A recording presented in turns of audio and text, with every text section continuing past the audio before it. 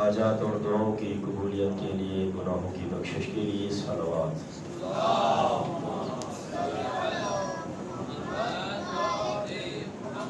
مرحومین کی مغفرت اور بلندی درجات کے لیے بلند صلوات۔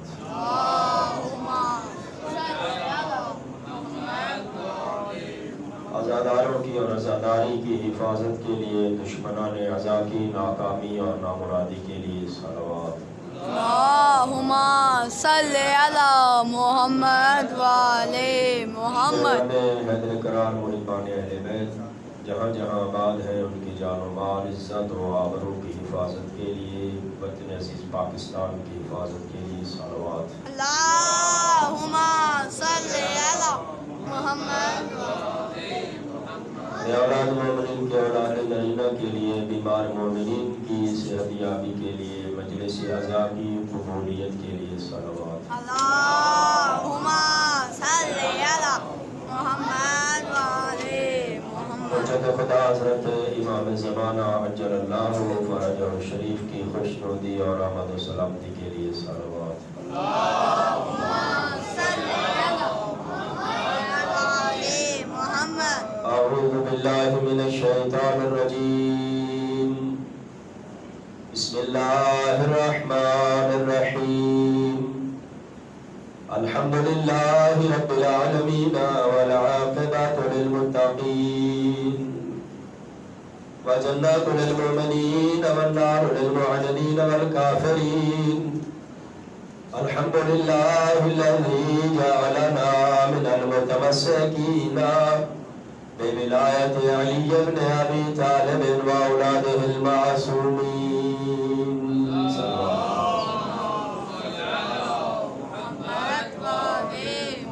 ثم الصلاة والسلام والتحیات والاکرام سیدنا و نبینا و شفیع ذنوبنا و طبیب قلوبنا انیس الغریبین رحمت للعالمین، آنی العبد المعید الرسول المسدد والمصطفى الامجد المحمود الاحمد والقاسم محمد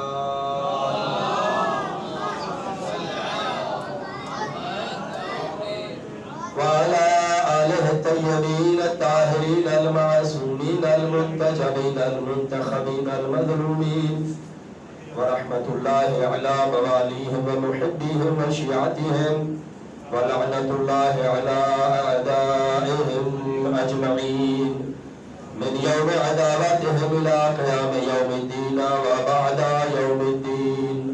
أما بعد، فقد قال الله تبارك وتعالى في كتابه المجيد والفرقانه الحميد وقوله الحق وهو أصدق القائلين، بسم الله الرحمن الرحيم، إنا علينا للهدى وإنا لنا للآخرة والأولى. وقال رسول الله صلى الله عليه وآله وسلم، إن الحسين مصباح الهدى وسفينة النجاة.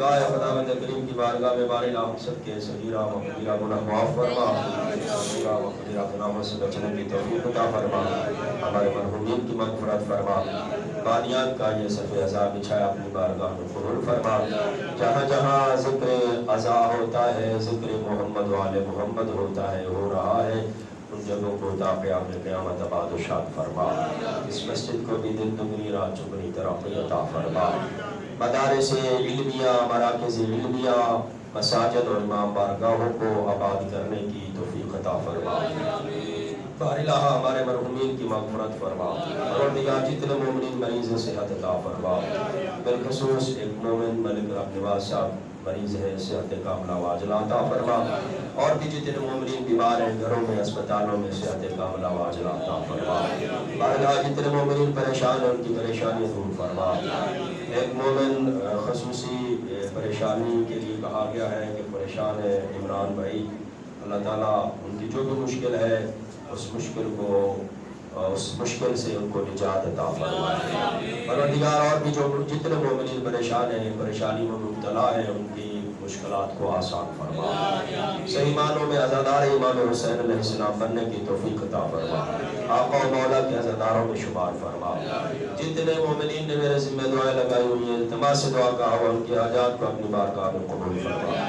शियायान हैदर करार मुहिब्बान अहले बैत जहाँ जहाँ बाद है उनकी जान और माल इज्जत और आबरू की हिफाजत फरमा। जितने मोमिनीन और मोमिनात इस अज़ीम इबादत के लिए आए हैं, आ रहे हैं, आने का इरादा रखते हैं, कदम कदम नेकी व इबादत शुमार फरमा। इमाम ज़माना के ज़हूर में ताजील फरमा। इमाम ज़माना को हमसे राज़ी फरमा। हम सबको इमाम ज़माना की दुआओं में शामिल फरमा। बाइलाहा मुअल्लिम बज़ात सुदूर है। परवरदिगार जितने मोमिनीन और मोमिनात जो हाजात और तमन्नाएं दिलों में लेकर आए हैं, सफ़े अज़ा पर बैठ कर तेरी बारगाह में हाथ उठाए हुए हैं, सखी अब्बास के हाथों का वास्ता इनको खाली वापस न लौटा। जितनी अपनी आमीन हाजात और दुआओं की कबूलियत चाहते हैं, उतनी बुलंद सलवात।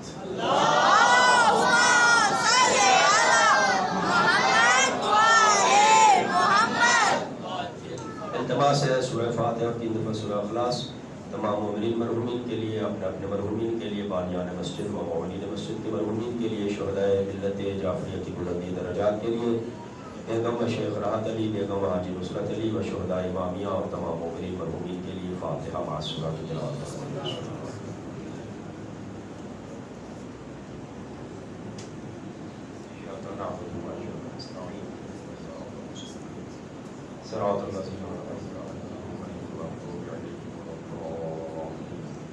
बिस्मिल्लाहिर्रहमानिर्रहीम। कुल हुवल्लाहु अहद अल्लाहुस समद लम यलिद व लम यूलद व लम यकुल लहू कुफुवन अहद। बिस्मिल्लाहिर्रहमानिर्रहीम। कुल हुवल्लाहु अहद अल्लाहुस समद लम यलिद व लम यूलद व लम यकुल लहू कुफुवन अहद। सल्लल्लाहु अलैहि मोहम्मद व आले मोहम्मद।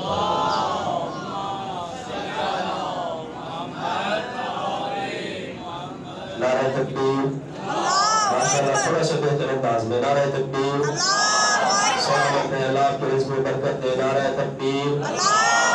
नारे रिसालत। आपकी जवानियाँ सलामत रहे। नारे रिसालत। लोगों के साए कायम रहे। नारे रिसालत। जवानों को हिम्मत और ताकत और हौसला मिले। हैदरी। नारे हैदरी। हुसैनियत की दावत को आम करे। हुसैनियत। नमाज को कायम करे। हुसैनियत। पर्दादारी को आम करे। हुसैनियत। यजीदियत। बुराइयों से नफरत करते हुए यजीदियत। यजीदियत के दुश्मनों पर लानत। सलवात बाज़ बुलंद।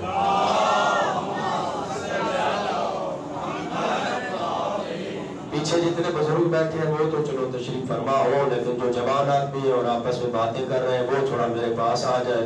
अली रजा, सलील भाई और सब आगे तशरीफ ले आए। सल्लल्लाहु अलैहि मोहम्मद वाले मोहम्मद पर।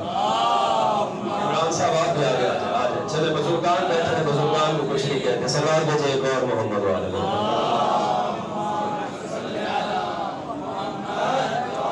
बेहतर अंदाज में सल्लल्लाहु अलैहि मोहम्मद वाले।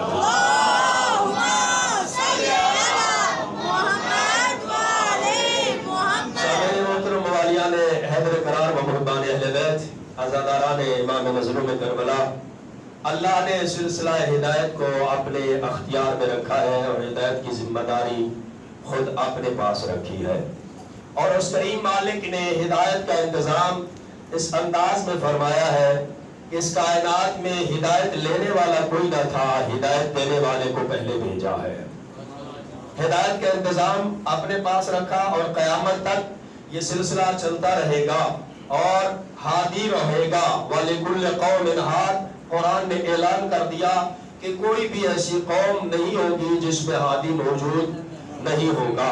वो हादी चाहे जाहिर में हो या वो हादी चाहे पोशीदा हो, हादी मौजूद जरूर होता है। अब ये इस इंसान की अपनी मर्जी है कि ये इंसान अल्लाह के बनाए हुए सिलसिला हिदायत के साथ मुतमस्सिक हो जाता है या हिदायत के लिए अपना एक नया सिलसिला बना लेता है। तवज्जो फरमाइएगा।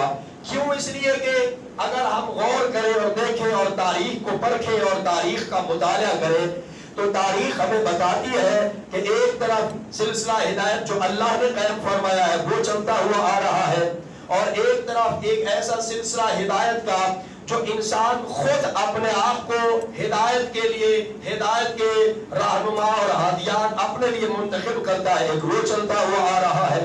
لیکن اگر اس کے فرق کو دیکھنا ہو تو ہدایت کے سلسلے میں جو الہی سلسلہ ہے، ادھر ہمیں آدمیت نظر آتی ہے تو ادھر ابلیسیت نظر آتی ہے، ادھر ہمیں ابراہیمیت نظر آتی ہے تو ادھر نمرودیت نظر آتی ہے، ادھر ہمیں اگر موسیت موسیٰ نظر آتا ہے تو ادھر فرعون نظر آتا ہے، ایک طرف اگر ہمیں محمدیت نظر آتی ہے تو دوسری طرف سفیانیت نظر آتی ہے، اور یہ سلسلہ یہاں تک پہنچتا ہے کہ ایک طرف حسینیت نظر آتی ہے اور دوسری طرف یزیدیت نظر آتی ہے۔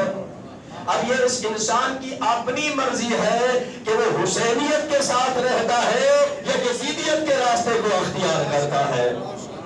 سلسلہ ہدایت اللہ نے قائم کیا ہے اور یہ ہدایت کا سلسلہ چلتا رہے گا اور یہ قیامت تک رہے گا۔ اور میرے آقا اور مولا، یہ شب اربعین ہے، چند باتیں میں عرض کرنا چاہوں گا۔ میرے آقا اور مولا جو کربلا میں تشریف لائے ہیں، یہ کربلا میں کس لیے آئے ہیں؟ توجہ فرمائیے گا، جوان بھائی میرے زیادہ تشریف فرما ہے، کربلا میں کس لیے آئے ہیں؟ کیا کربلا میں یزید کو ختم کرنے آئے ہیں؟ اگر یہ مقصد ہو میرے مولا کا کہ کربلا میں یزید کو ختم کرنے آئے ہیں تو پھر تو نعوذ باللہ میرے امام کامیاب نہیں ہوئے۔ کیوں؟ اس لیے کہ یزید تو 64 ہجری میں واصل جہنم ہوا ہے، اور اگر یہ کہا جائے، توجہ رکھیے گا، کیوں میں نے یہ لفظ یزید کہا، یزیدیت نہیں کہا، کیونکہ یزید ایک الگ شے ہے اور یزیدیت ایک الگ شے ہے۔ یزید ایک شخص کا نام ہے جو 64 ہجری واصل جہنم ہو گیا، اور یزیدیت ایک کردار کا نام ہے جو آج بھی موجود ہے۔ یزیدیت کردار کو کہتے ہیں، یزید ایک شخصیت کا نام ہے اور یزیدیت آج بھی موجود ہے۔ تو میرے آقا یزید کو مارنے کے لیے تو نہیں آئے، اور تو پھر کس لیے آئے ہیں؟ کیا یزیدیت کو ختم کرنے کے لیے آئے ہیں؟ تو اگر یزیدیت کو ختم کرنا میرے آقا کا مقصد ہے تو پھر یزیدیت تو آج بھی موجود ہے، اور یہ یزیدیت اس وقت تک رہے گی جب تک حسین کا بیٹا نہیں آ جاتا ہے۔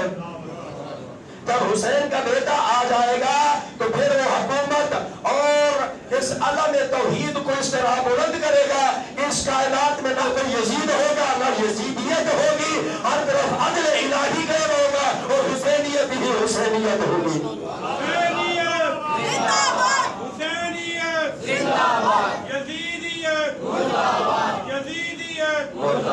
محمد آل محمد صلوات۔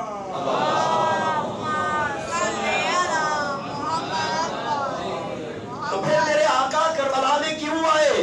توجہ فرمائیے گا، کربلا میں آنے کا مقصد کیا تھا؟ جو مولا کے کربلا میں آنے کے مقاصد ہیں ان میں سے ایک مقصد یہ ہے کہ اس وقت حق اور باطل کو مخلوط کر دیا گیا تھا، حق اور باطل کی پہچان ختم ہو گئی تھی۔ میرے آقا کربلا میں اس لیے آئے تاکہ حسینیت کو الگ کر دے، یزیدیت کو الگ کر دے، قیامت تک حق حق رہے اور باطل باطل رہے۔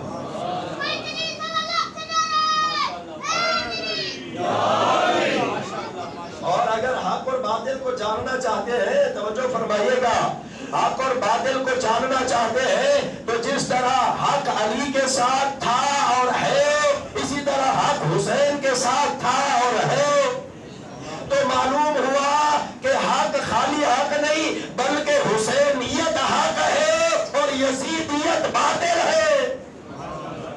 حق حسینیت ہے اور باطل یزیدیت ہے۔ یہ دو راستے کربلا میں دیے ہیں ہمیں، ایک راستہ حق کا راستہ ہے، دوسرا راستہ باطل کا راستہ ہے، ایک راستہ حسینیت کا راستہ ہے، دوسرا راستہ یزیدیت کا راستہ ہے۔ اب اس بندے کی اپنی مرضی ہے کہ اللہ کے بنائے ہوئے حسینیت کے راستے کے ساتھ متمسک ہوتا ہے کہ اپنے بنائے ہوئے یزیدیت کے راستے پہ چلتا ہے۔ سلسلہ ہدایت چلتا رہے گا اور چل رہا ہے، یہ اللہ کی طرف سے ایک نظام بنایا گیا ہے، اور اس نظام میں آقا و مولا حسین کا اپنا ایک کردار ہے، اپنا ایک مقام ہے۔ میرے آقا کی ولادت باسعادت سے لے کر عصر عاشور شہادت تک اور شہادت سے لے کر آج تک اور آج سے لے کر قیامت تک یہ مولا کا کردار قائم و دائم رہے گا، مولا کا نام قائم و دائم رہے گا۔ جو مولا کے نام کو مٹانا چاہے گا وہ خود مٹ جائے گا، جو مولا کے ذکر کو مٹانا چاہے گا وہ خود مٹ جائے گا۔ کیوں؟ اس لیے کہ یہ حسین کی بہن کا وعدہ ہے، جو حسین کی بہن نے دشمن کے دربار میں اس کی آنکھوں میں آنکھیں ڈال کے کہا تھا، اے یزید کے قیادت تو جو کرنا چاہتا ہے کر لے، نہ تیرا باپ ہمارے ذکر کو مٹا سکا ہے، نہ تو ہمارے ذکر کو مٹا سکتا ہے۔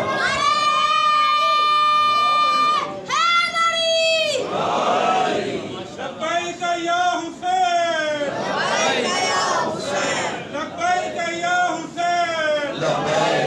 حسین، لبیک یا حسین، اور محمد و آل محمد صلوات۔ شبیر کے سانچے میں مجھے ڈالا ہے، ہوں عزادار تو معیار میرا آلہ ہے، جان دے دوں گا آزا شاہ بلا کے لیے، میری ماں نے مجھے ماتم کے لیے پالا۔ علی حق نعرہ حیدری۔ سلامت رہے، سلامت رہے، اللہ جزائے خیر دے۔ اللہ یہ جو کہتے ہیں نا کہ یہی چراغ جلیں گے تو روشنی ہوگی، اسی انداز میں تربیت ہونی چاہیے، اسی انداز میں۔ اور یہ مجالس ہمیں سکھاتی ہے، یہ مجالس ہمیں بتاتی ہے، یہ مجالس ہمیں حریت کا درس دیتی ہے۔ صلوات بھیجے محمد و آل محمد۔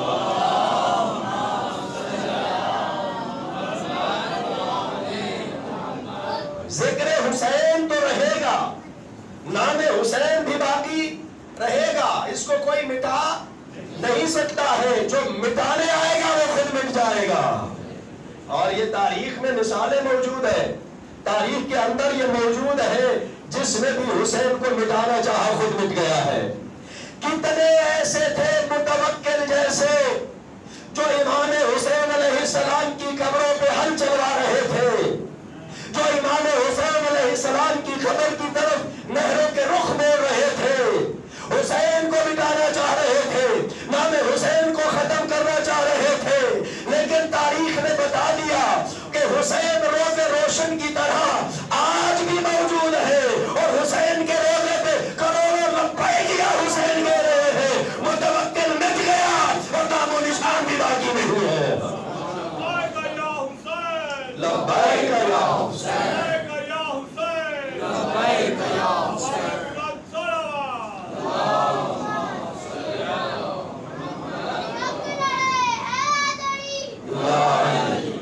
نام حسین رہے گا، نام حسین کو کوئی مٹا نہیں سکتا ہے، قیامت تک حسین ہے، قیامت تک حسینیت ہے۔ اب یہ بندے کی اپنی مرضی ہے کہ وہ حسینیت کا راستہ انتخاب کرتا ہے یا یزیدیت کے راستے پہ چلتا ہے، لیکن ہاں فرق ہے، توجہ فرمائیے گا۔ حسینیت کے راستے پہ چلنے کے لیے اپنے آپ کو آمادہ کرنا پڑتا ہے، حسینیت کے راستے پہ چلنے کے لیے اپنے آپ کو تیار کرنا پڑتا ہے، حسینیت کے راستے پہ چلنے کے لیے اپنے آپ کو گھروں سے نکالنا پڑتا ہے، حسینیت کے راستے پہ چلنے کے لیے کبھی کبھی اپنے کاروبار اور دفاتر اور نوکریوں کو قربان کرنا پڑتا ہے، حسینیت کے راستے پہ چلنے کے لیے اپنی مال، اپنا جان اور اپنا سب کچھ قربان کرنا پڑتا ہے۔ اور کیا یہ ابھی جو کانفرنس ہوئی ہے، ایک جملہ میں نے کہا تھا اسی کانفرنس کا، یہ چند دن پہلے ہمارے علماء کرام اکٹھے ہوئے، یہ پچھلے جمعے کو غالباً ایک جگہ پہ میں نے مجلس پڑھی ہے، تو وہاں پہ میں نے ایک جملہ ایک عالم دین کا نقل کیا تھا، اسی کانفرنس میں بڑی منفرد گفتگو کی تھی انہوں نے، اور انہوں نے کہا تھا جانتے ہو کہ نعرہ لگایا جاتا ہے پاکستان کا مطلب کیا ہے؟ توجہ فرمائیے گا، تھوڑا سا میرے ساتھ بولیے گا، پاکستان کا مطلب کیا؟ لا الہ الا اللہ۔ اور پھر انہوں نے فرمایا آگے بھی بولو، لا الہ الا اللہ کا مطلب کیا؟ محمد رسول اللہ۔ اور محمد رسول اللہ کا مطلب کیا؟ علی ولی اللہ۔ اور علی ولی اللہ کا مطلب کیا ہے؟ لبیک یا حسین، لبیک یا حسین، لبیک یا حسین، لبیک یا حسین۔ یہ خالی ایک جگہ پہ آ کے رکتے نہیں ہیں، سلسلہ ہے، یہ ایک کڑی ہے۔ اسی لیے تو میرے آقا نے فرمایا تھا کہ جو لا الہ الا اللہ پڑھنے گا وہ اللہ کے عذاب سے بچ جائے گا۔ اور پھر فرمایا نہ خالی لا الہ الا اللہ پڑھنے کا کافی نہیں ہے، اس کی شرائط ہے، ان شرائط میں سے میرا ذات ہی موجود ہوں۔ اللہ اکبر، اللہ اکبر، یا رسول اللہ، یا رسول اللہ، یا علی، زندہ آباد، زندہ آباد، مردہ آباد، مردہ آباد۔ اللہم صلی اللہ علیہ وسلم۔ حسین کا نام بھی رہے گا، حسین کا ذکر بھی رہے گا، نہ کوئی حسین کو مٹا سکا اور نہ ہی کوئی ذکر حسین کو مٹا سکتا ہے۔ ایک اور جملہ کہہ کے اپنی گفتگو کو آگے بڑھاتا ہوں، اس دور کے یزید کو وجود حسین سے مسئلہ تھا اور آج کے یزید کو ذکر حسین سے مسئلہ ہے۔ اس دور کا یزید وجود حسین سے گھبرا رہا تھا، آج کا یزید ذکر حسین سے گھبرا رہا ہے۔ اسی لیے کہا جاتا ہے پابندی لگاؤ، توجہ فرمائیے گا، اسی لیے کہا جاتا ہے ان کے ذکر بند کرو، FIR کاٹو، توجہ، اسی لیے کہا جاتا ہے جلوسوں پہ پابندی لگاؤ۔ بھائی ہم تک اپنی مجالس میں کسی کو کچھ کہتے تو نہیں ہے، ہم اپنی مجالس میں یہی تو صرف بتاتے ہیں کہ حسین کون تھا، یزید کون تھا، حسین کسے کہتے ہیں، یزید کسے کہتے ہیں۔ اور یہ تعارف تو میرے مولا اور آقا نے خود بھی کروایا ہے اور بتایا ہے کہ حسین کون ہے اور یزید کون ہے اور کس مقام پہ تعارف کروایا ہے۔ ایک وہ مقام ہے جہاں پہ میرے مولا نے خود اپنا تعارف کروایا ہے، جب کہا گیا کہ بیعت کرو، بیعت مانگی گئی، توجہ فرمائیے گا۔ حسین مولا کا ایک فرمان ہے بڑا مشہور، میرے آقا فرماتے ہیں یہ دین لوگوں کی زبان کا چسکا ہے، جب تک دنیا سلامت ہے تب تک وہ دیندار ہے، جب دنیا خطرے میں پڑتی ہے تو دین سے الگ ہو جاتے ہیں۔ اور یہ حسین کا تجربہ ہے، توجہ فرمائیے گا، یہ حسین کا تجربہ ہے۔ کیوں؟ کیونکہ حسین دیکھ رہے ہیں، حسین کے پاس علم امامت بھی موجود ہے اور حسین کے زندگی کا مشاہدہ بھی ہے۔ اس لیے کہ 3 شعبان کو میرے آقا کی ولادت باسعادت ہوتی ہے اور پیغمبر کی گود میں آتے ہیں، اور جب پیغمبر کی گود میں آتے ہیں روایت کے جملے ہیں 6 ماہ تک میرے مولا حسین کی جو غذا رہی ہے وہ صرف لعاب رسول رہا ہے۔ 6 ماہ تک کوئی اور غذا نہیں کھائی میرے آقا نے، لعاب رسول، صرف لعاب رسول پہ پروان چڑھتے رہے ہیں۔ اور اس لعاب رسول کا اتنا اثر تھا کہ باقی لوگ، باقی بچے جتنے ایک ہفتے میں بڑھتے ہیں حسین ایک دن میں اتنے بڑھتے تھے، باقی جتنے ایک مہینے میں بڑھتے ہیں حسین ایک ہفتے میں اتنے بڑھتے تھے۔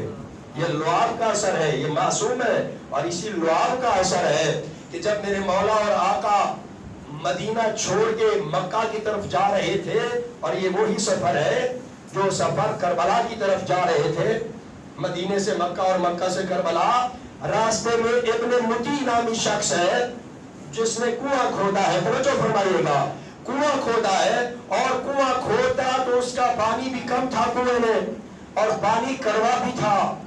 جیسے ہی مولا کو دیکھا آتے ہوئے، مولا اپنے اہل و عیال کے ساتھ آ رہے ہیں، مولا پوری تیاری کر کے آ رہے ہیں، مولا یہ اعلان کر کے آ رہے ہیں مثلی لا یباہی مثلا، اس اعلان کے ساتھ مدینے سے نکلے ہوئے ہیں۔ اور جب آتے ابن متی دیکھتا ہے کہ مولا اپنے بچوں کے ساتھ آ رہے ہیں، اہل و عیال کے ساتھ آ رہے ہیں، مختصر سی ایک فوج کے ساتھ آ رہے ہیں، سلام کرتا ہے، فرزند رسول میرا سلام۔ میرے آقا سلام کا جواب دیتے ہیں اور وہ کہتا ہے فرزند رسول آپ ہمارے مہمان بنے، آپ ہمارے پاس رکے، آپ مت جائیے مکہ میں، مت جائیے کربلا میں۔ میرے آقا فرماتے ہیں کہ فرائض امامت کو ادا کرنا حسین کی ذمہ داری ہے، حسین جائیں گے، جو وعدہ اللہ سے حسین نے کیا ہوا ہے حسین اس وعدے کو پورا کریں گے۔ کہتا ہے اچھا مولا آپ جا رہے ہیں، یہ میرا کنواں ہے، میں نے یہ کنواں کھودا ہے، اس کا پانی بھی کم ہے اور اس کا پانی کڑوا بھی ہے، آپ دعا کریں اس میں برکت پیدا ہو جائے، پانی میٹھا ہو جائے۔ میرے آقا نے فرمایا کہ پانی لے کے آؤ، پانی کا ایک گھونٹ پیتے ہیں اور بقیہ پانی اس کنویں میں ڈال دیتے ہیں۔ اس لعاب کا اتنا اثر ہے کہ وہ کنواں میٹھا بھی ہو جاتا ہے اور پانی اس میں زیادہ بھی ہو جاتا ہے۔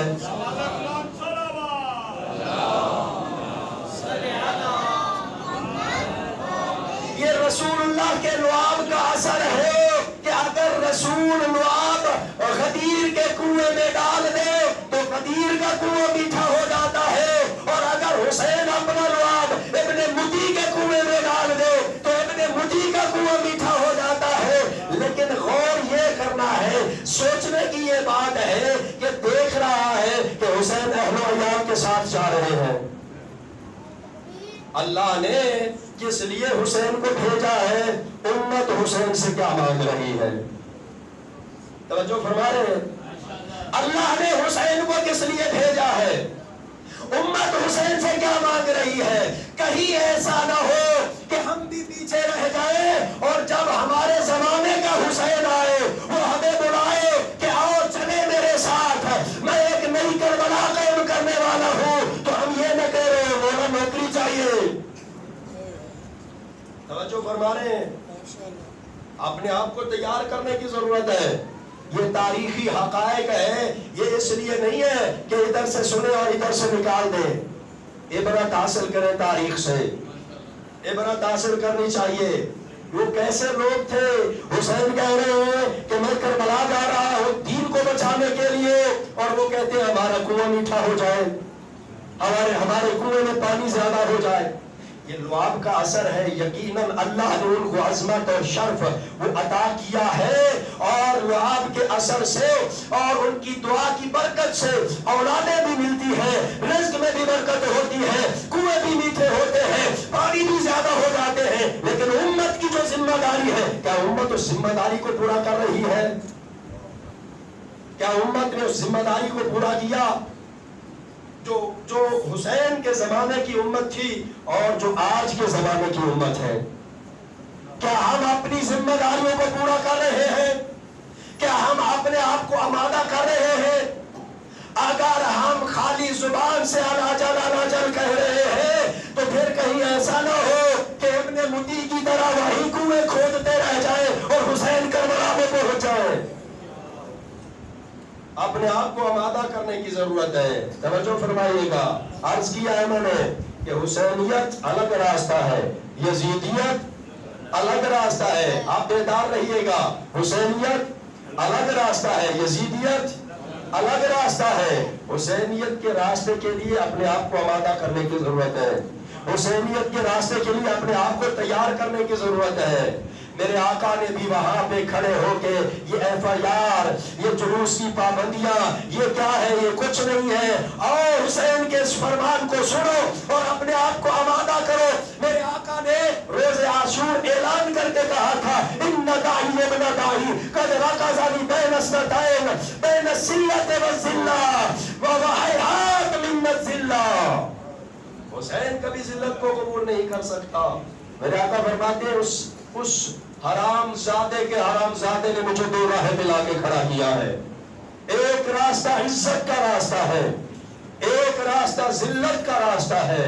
حسین کبھی ذلت کے راستے کو قبول نہیں کرے گا، حسین عزت کے راستے کو قبول کرے گا۔ اور فرماتے ہیں کہ حسین سرخ موت کو قبول کر سکتا ہے، اپنے ہاتھ کو نجاست اور پلیدگی کی طرف نہیں جانے دے گا۔ حسین کا ہاتھ نجاست کی طرف نہیں بڑھ سکتا ہے۔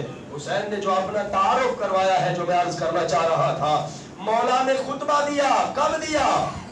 اس وقت دیا جب بیعت مانگی گئی۔ اور جو میں پہلے بات عرض کر رہا تھا، اسی پہ میں اپنے فضائل کو تمام کر رہا ہوں کہ حسین کے پاس علم امامت بھی ہے اور حسین کے پاس زندگی کے مشاہدات بھی ہیں۔ آقا حسین 3 شعبان کو جناب زہرا کی گود میں آئے، رسول اللہ کا لعاب چوسا، علی کے ساتھ رہے، اور پھر دیکھا انہوں نے 5 ہجری کو جنگ خیبر کی فتح، پھر 8 ہجری کو 7 ہجری کو جنگ خیبر کی فتح، 8 ہجری کو فتح مکہ کو دیکھ رہے ہیں، 9 हिजरी को मेरे आका रिसालत के गवाह बन के मैदान मुबहला में जा रहे हैं। 10 हिजरी को ततहीर की चादर के नीचे वयुताहिराकुम का तमगा हासिल कर रहे हैं। 11 हिजरी को अपने नाना की रहलत को देख रहे हैं और फिर 3 माह के बाद अपनी माँ की शहादत को देख रहे हैं। ये मुशाहिदात है मेरे मौला के। और फिर मेरे मौला अपने बाबा के साथ 25 साल खाना नशीनी भी मुशाहिदा कर रहे हैं। 40 हिजरी को अपने बाबा की शहादत के बाद अपने भाई की 41 हिजरी के सुर भी देख रहे हैं और फिर अपने भाई की मजलूमियत देख रहे हैं। 50 हिजरी को मेरे आका अपने भाई की शहादत देख रहे हैं, जनाजे की तौहीन देख रहे हैं। ये मुशाहिदात है हुसैन के। और फिर 10 साल उस सुल्ह को निभाते हुए गुजार रहे हैं।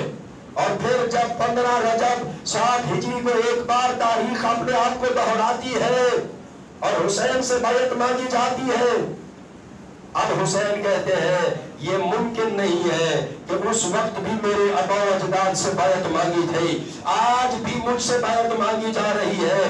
तो मेरे आबा अजदाद की जो सुन्नत है, जो सीरत है, हुसैन 1 इंच भी उससे पीछे नहीं हटेगा। हुसैन 1 कदम भी उससे पीछे नहीं जाएगा।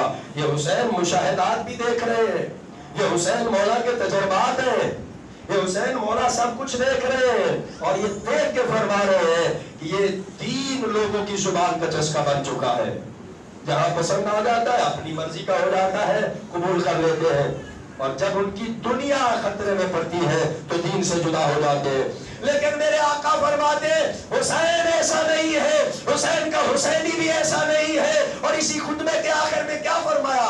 मिस्ली ला युबाशु अहले सलाम, मुझ जैसा उस जैसे की बात नहीं करेगा। ये नहीं फरमाया कि हुसैन बात नहीं करेगा, बल्कि फरमाया हुसैन जैसा उस जैसे की बात नहीं करेगा। ये कयामत तक का असूल दिया है मेरे आका ने। और खुतबे के सिर्फ 2 जुमले मेरे आका फरमाते हैं, कौन है हुसैन? हुसैन से बात मांगते हो? हुसैन फरमाते हैं, अय्युहल अमीर, ए हाकिम, ए गवर्नर मदीना, सुन, अना अहले बैत नबुव्वत व मअदनुर रिसाला व मुख्तलिफुल मलाइका। हुसैन है ये जो नबुव्वत की कान है और रिसालत की मादिन है। रिसालत इन्हीं घराने से चलती है, नबुव्वत का एहतमाम इसी घराने से हुआ है। और हमारा घर वो है जहां पे मलाइका की आमद और रफ्त रहती है। वो मेरा घर है जिसमें मलाइका का आना जाना है। वो मेरा घर है जहां मलाइका खादिम बन के फख्र करते हैं, जहां मलाइका झूले झुला के फख्र करते हैं, जहां मलाइका चकियां चला के फख्र करते हैं। वो मेरा घराना है, वो मेरा खानदान है। और फिर मेरे आका ने फरमाया कि इस दुनिया की इब्तदा भी हमारे हमसे हुई है और इसकी इंतहा भी हमारे ऊपर ही होगी। यानी ये बता रहे थे मेरे मौला कि मैं मुझसे बैत मांगते हो, खबरदार, होशियार, मेरा बेटा मेहदी आने वाला है।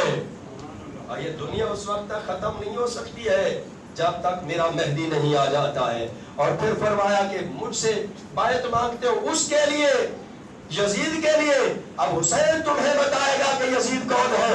यजीदुन रजुलुन शारिबुल खम्रे फासिकुन, यजीदुन रजुलुन फासिकुन शारिबुल खम्रे मुअलिनुन फिस्क।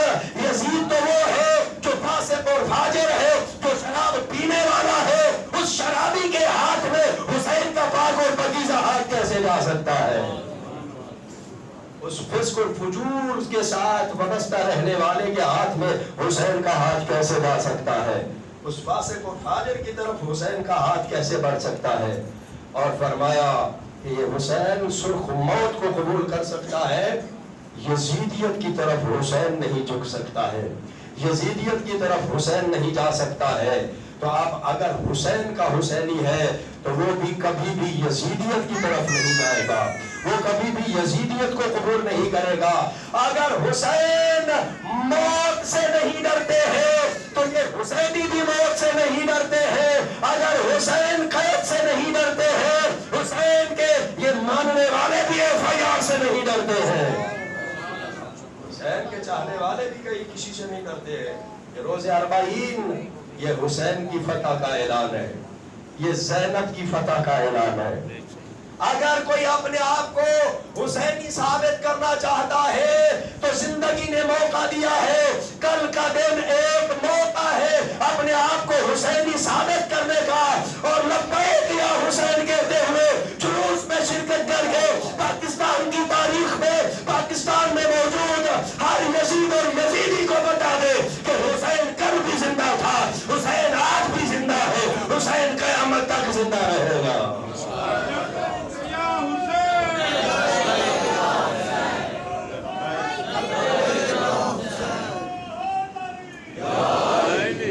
اپنے آپ کو آمادہ کرنے کی ضرورت ہے، اپنے آپ کو تیار کرنے کی ضرورت ہے۔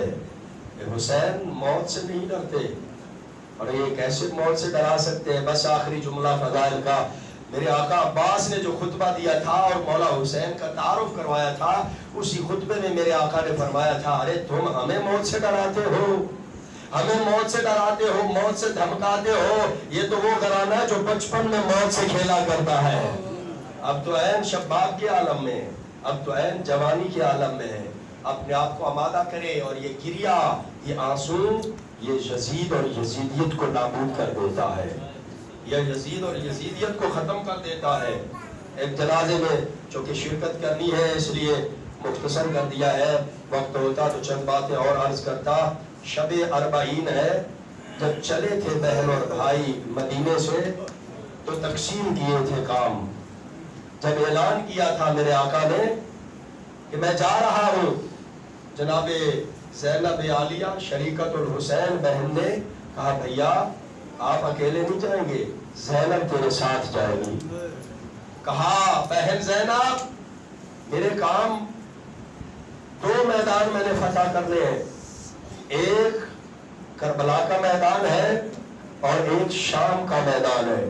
کہا بھیا کام تقسیم کر لیتے ہیں، کربلا کا میدان جانے اور حسین جانے، شام جانے اور زینب جانے، اجرکم اللہ، شام جانے اور زینب جانے۔ عزاداروں رونے کے لیے ایک ایک جملہ ہی کئی گھنٹے رونے کے لیے کافی ہوتا ہے۔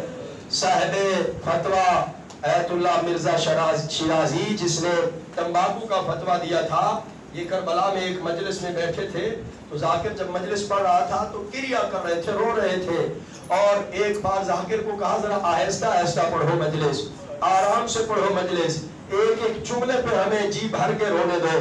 اور ایک جملہ ذاکر نے پڑھا تو چیخ مار کے روئے اور غش کھا گئے تھے۔ اور ذاکر نے جملہ کیا پڑھا تھا؟ ذاکر نے یہی کہا تھا جب اعلان ہوا زینب کو دربار میں پیش کیا جائے، اجرکم اللہ، اسی جملے پہ ایت اللہ شیرازی غش کھا گئے تھے، زینب کو دربار میں پیش کیا جائے۔ تو میری آقا ذاتی فرماتی ہے بھیا حسین کام تقسیم کرتے ہیں، کربلا کا میدان جانے حسین جانے، شام جانے زینب جانے، اور کہا بھیا حسین تقسیم کر لیتے ہیں کام، جب میدان کربلا میں ہوں گے نا سوار آپ کریں گے جوانوں کو، لاشیں آپ اٹھا کے لے آئیں گے، خیموں کے اندر ان کا ماتم ہم کریں گے۔ اور کہا بھیا تقسیم کرتے ہیں، کاموں کو تقسیم کیا ہے، کہا تقسیم کر لیتے ہیں، مرد تمہارے حوالے خواتین میرے حوالے۔ یہی وجہ ہے کہ مرد کربلا میں شہید ہو جاتے ہیں، حسین کے ساتھ سو جاتے ہیں، اور خواتین زینب کے ساتھ سفر کرتی ہوئی شام کی طرف چلی جاتی ہے۔ اور پھر فرمایا بھیا اور بھی ایک تقسیم کرتے ہیں، بچے تیرے حوالے بچیاں میرے حوالے۔ یہی وجہ ہے کہ قیامت تک اصغر حسین کے ساتھ رہے گا اور سکینہ زینب کے ساتھ رہے گی۔ کام تقسیم کر کے چلے ہیں، اور عزاداروں جب چلے ہیں مدینے سے تو مدینے سے چلتے ہوئے کیا عالم تھا، کیا شان تھی اس قافلے کی، کس انداز میں چلے ہیں؟ کیوں؟ اس لیے کہ اس وقت عباس موجود ہے، اور اعلان ہوتا ہے کہ اس بنی ہاشم کے محلے کو گھیر لو، کسی بھی مرد کو بنی ہاشم کے محلے میں نہ آنے دیا جائے۔ ابھی بیویاں باہر آنے والی ہیں، اور جب بیویاں باہر آتی ہیں تو کسی بیوی کو کوئی جوان سوار کراتا ہے، کسی کو کوئی جوان سوار کراتا ہے. ایک بار ایک ایسی خاتون باہر آتی ہے جس کے سر پہ اتنی چادر ہے کہ سر سے لے کر پاؤں تک وہ چادر زمین پہ خط کھینچتی ہوئی آ رہی ہے. جیسے اس بی بی کا قدم اپنی گھر کے دروازے سے باہر آتا ہے، پہلے ایک جوان آگے بڑھتا تھا، اب حسین بھی کھڑے ہو جاتے ہیں، عباس بھی آگے بڑھتے ہیں، علی اکبر بھی آگے بڑھتے ہیں. تو کسی نے پوچھا یہ کون ہے بی بی جس کا اتنا احترام ہو رہا ہے؟ کہا یہ وہ ہے جس کو گھر میں بھی چلنے کا انداز نہیں آتا تھا، جو گھر میں بھی چلتی نہیں تھی. یہ علی کی بڑی بیٹی زینب عالیہ ہے جس کا قدم گھر سے باہر آ رہا ہے. اور جب عباس نہ رہے تو 11 محرم کو کس عالم میں یہ قافلہ سوار ہو رہا ہے؟ جب ہر بی بی کو علی کی بیٹی نے سوار کرا دیا تو اب کبھی دائیں دیکھتی ہے کبھی بائیں دیکھتی ہے. میرا دل کہتا ہے دیکھ کر کہتی ہوگی بھیا عباس کہاں چلے گئے، بھیا عباس کہاں گئے؟ اور یہ چلا قافلہ، اور جب جا رہا تھا نا تو بہن آئی بھائی کے لاشوں پہ. حالت کیا ہے؟ سر پہ چادر موجود نہیں ہے، ہاتھ بندھے ہوئے ہیں. کہا بھیا ہم نے اکٹھے سفر کیا ہے، مدینے سے لے کر مکہ، مکہ سے کربلا، اور جب سواری پہ آئے ہیں نا تو آپ کی سواری تھی گھوڑے کی زین اور میری سواری تھی محمل.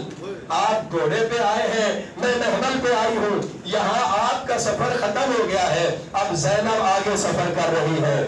بھیا حسین زینب آگے جا رہی ہے. بھیا زینب تو تیرے ساتھ رہی ہے، کیا تو بھی بہن کے ساتھ آئے گا؟ تو عجب نہیں کہ میرے آقا نے کہا او بہن زینب جہاں جہاں جائے گی حسین تیرے ساتھ ساتھ جائے گا.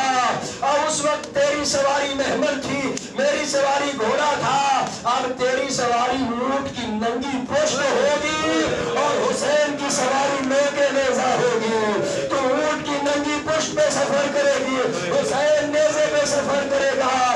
تو یہاں میں کہوں گا آزادارو، جو لوگ کے نیزہ پہ تھا وہ پھر بھی کچھ سکون میں تھا، جو اونٹ کی ننگی پشت پہ تھی اس کے پاس سکون نہیں تھا، وہ زیادہ تکلیف میں تھی. یہ قافلہ جب پہنچا کوفہ میں تو کوفہ اور شام کے فرق ہیں بہت سارے. کوفہ میں بھی کوئی کم ظلم نہیں ہوا ہے، کوفہ بھی وہ شہر ہے جہاں بی بی قرآن پڑھاتی تھی.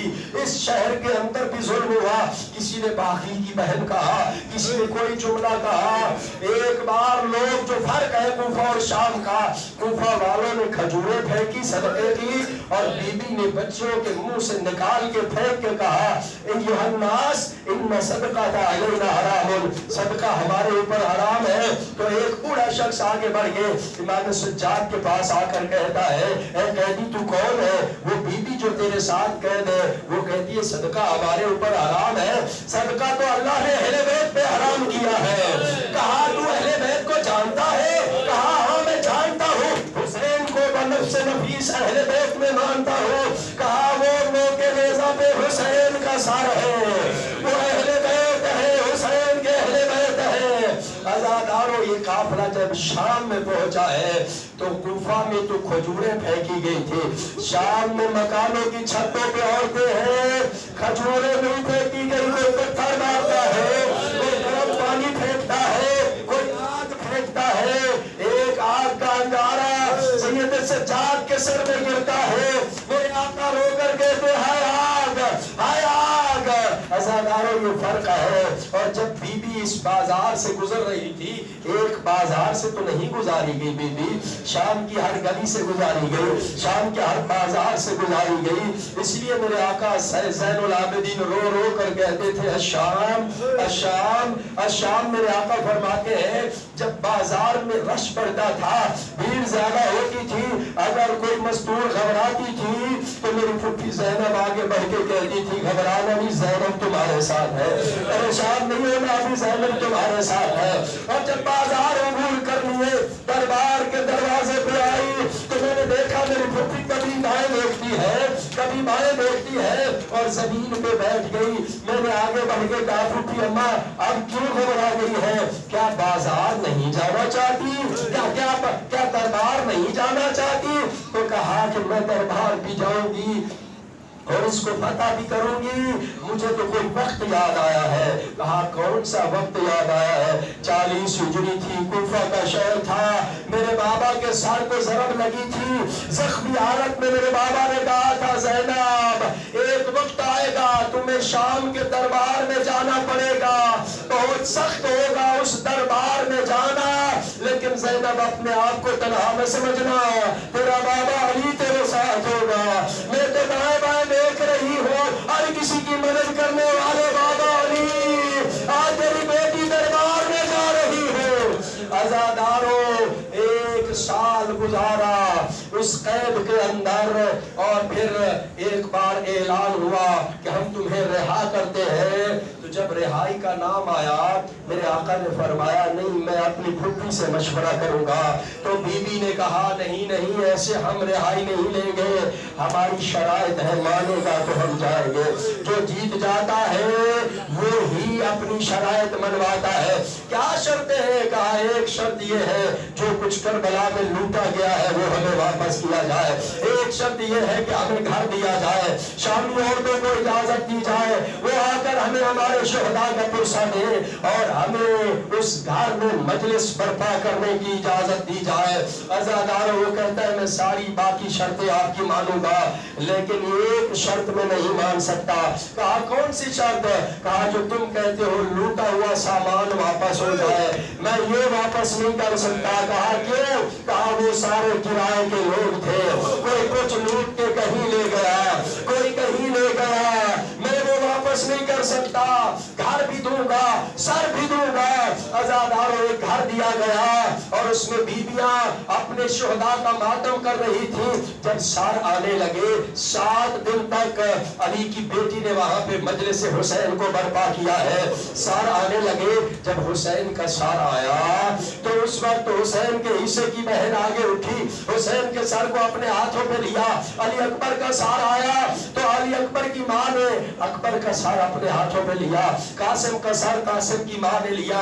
عزادارو ایک ننھے سے بچے کا سار آیا تو اب صرف ایک رباب نہیں اٹھی ہے، ساری بیویاں اٹھی ہے، ہاتھ بڑھا کے کہتی ہے اسرار تو ہر گود کی زینت ہے، اسرار ہماری گود میں آ جا، اسرار ہماری گود میں آ جا. بس آخری جملہ عزادارو پھر آئی شامی عورتیں، ہر بیوی اپنے اپنے شہید کا سر لے کر بیٹھی ہے. شامی عورتیں آتی ہیں اور آ کر پرسہ دیتی ہیں، پوچھتی ہے بی بی یہ تیرا کون؟ کہا یہ میرا ماں آیا حسین جسے میری ماں نے چکیاں پیس کر ڈالا تھا، یہ علی کا لال، یہ زہرا فاطمہ زہرا کا لخت جگر، یہ رسول کا نواسا.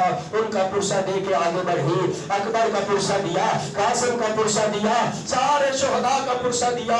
آخر پہ دیکھا 2 سار ایک تشت میں رکھے ہیں، ان پر رونے والا کوئی نہیں ہے. وہ شامی عورتیں کہتی ہیں شاید ان کی ماں مر گئی ہے، آؤ ہم ان کا ماتم کرو.